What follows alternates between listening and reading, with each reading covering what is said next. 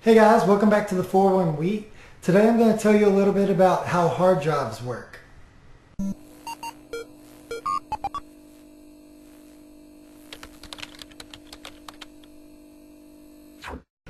Alright, so if you notice, I have a few different types of hard drives we're going to talk about today.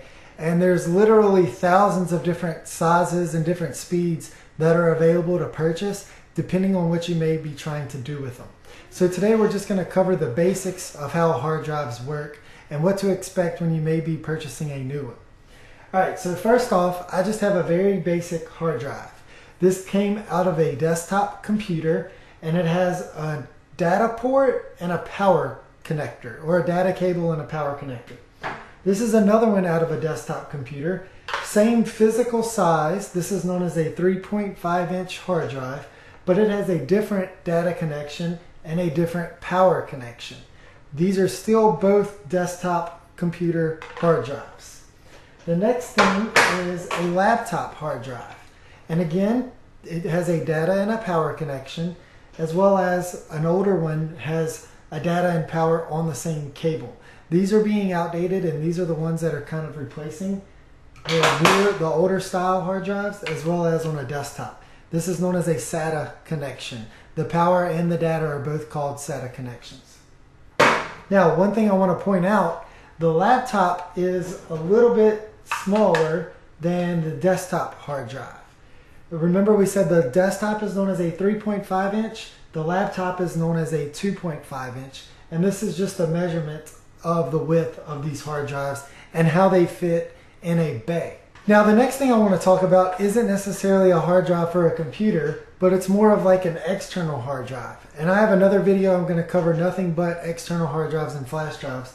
But for the most part, an external hard drive is in fact a desktop hard drive built in an enclosure that has a different type of power and data connection. Generally, the power is going to plug in directly to the wall, and the data connection would be some type of USB connection. Now, there are smaller forms of external hard drives that might be along the size of this box or this box, and if you already thought ahead of me, you already know this is in fact a laptop hard drive inside of these connections. Laptop hard drives are used in some cases even on desktops. They're used in Xboxes and PlayStations. The next thing is both of these hard drives share the same type of technology as far as how they store data. I have one of these hard drives that's actually opened up, and if you notice, on the inside of this hard drive is a big disk.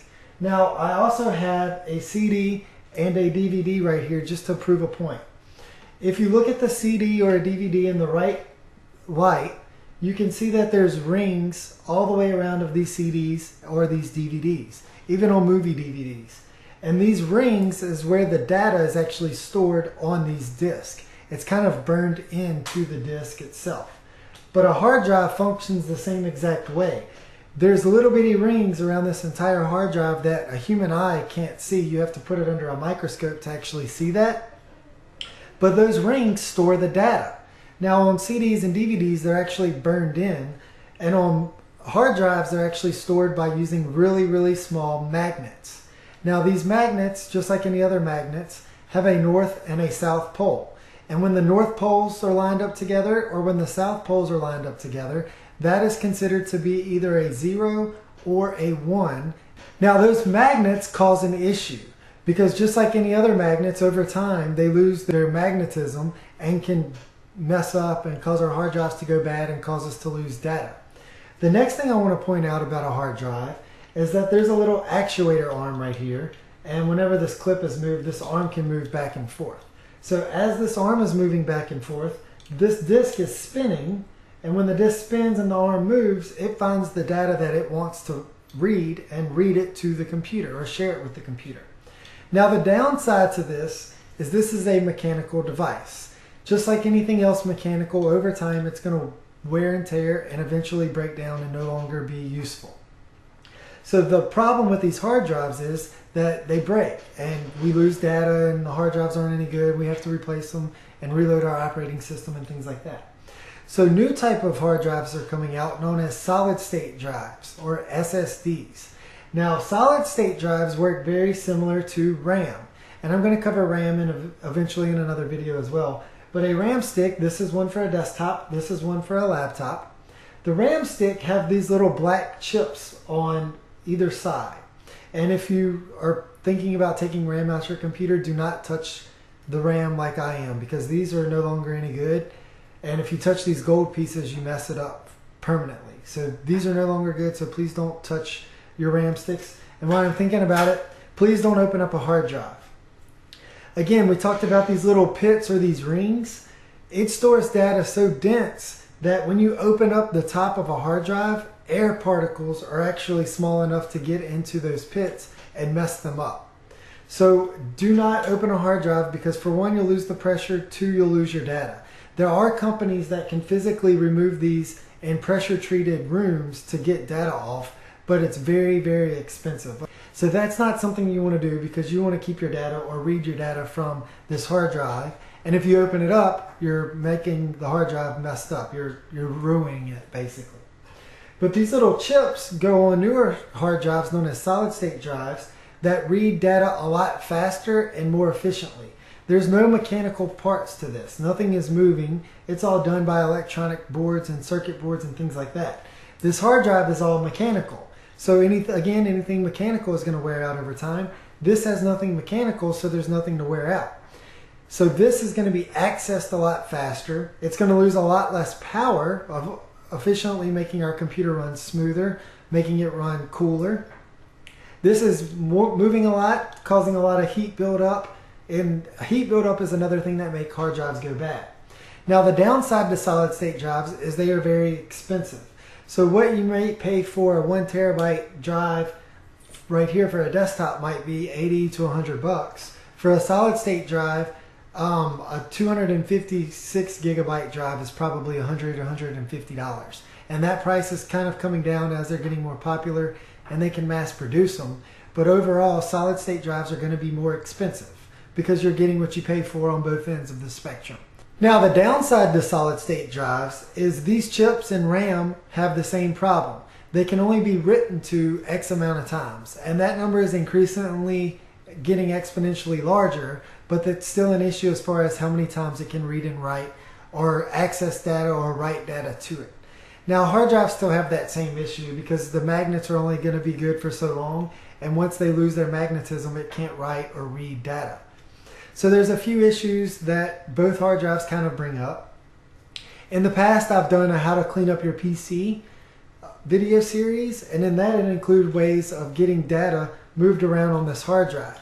Because what happens is if we write a file and part of the file gets wrote right here, another part of that same file might get wrote over here or on a different line. And this hard drive has to work really hard to try to figure out where that file was written to. On a solid state drive, I don't have a solid state drive, so I'm using RAM, but it knows exactly where the file is, and it can access it so quickly it doesn't matter if part of the file is written here and part of the file is written here. That's why we did what's known as disk cleanup and disk defragmenter. On a solid state drive, you generally don't have to do disk cleanup, and you never want to do disk defragmenter. If you move files around on the solid state drive, you can mess that drive up. So it's very imperative to make sure you do not run disk defragmenter on a solid state drive. The more you use your computer, the more the hard drive is getting worked on, and the quicker it's probably going to mess up or die out. Now again, this is different from every hard drive. Some last longer than others, so it kind of depends on what you're doing and the style of the hard drive. Now there's two things all hard drives have: capacity and speed. Now the capacity is obviously going to be how much data it can actually hold on the hard drive. All hard drives have limits, just like RAM has limits, and just like flash drives have limits. The next thing that all hard drives have is the speed. And their speed is generally measured in RPMs, or revolutions per minute. And that revolutions per minute is how fast this disk is spinning per minute. Obviously, the faster the disk spins, the faster the data can be written or read from. Now the downside to that is if you get too fast of a read and a write speed, you're causing the hard drive to go out even quicker because it's having more wear and tear, and it's going to get hotter. And again, the hotter it gets, the more wear and tear it's putting on it, the quicker it'll go out. So most hard drives come in speeds of either 5200, 7200, or 10,000 RPMs. 5200 is going to be a little bit slower to write to, but it's going to last longer because it's going to function cooler. 10,000 RPMs is going to read and write very quickly, but you have a chance of it dying out because it's getting hotter and wear and tear more so than the others. So the 7200 has been known to be a very common speed just because it's kind of in the middle of both. You get the best of both worlds. You get the high speed and the low heat. So it does, in fact, keep less wear and tear on that drive. If you have any questions about hard drives, please let me know in the comments below. I'm going to be making another video about external hard drives and RAM and explaining those a little bit more in depth. This was just to try to give you an idea of how hard drives work in general, and that way you understand what happens when they actually go bad and why data is corrupted. It's mainly because it's a mechanical problem and we have wear and tear over it over the years.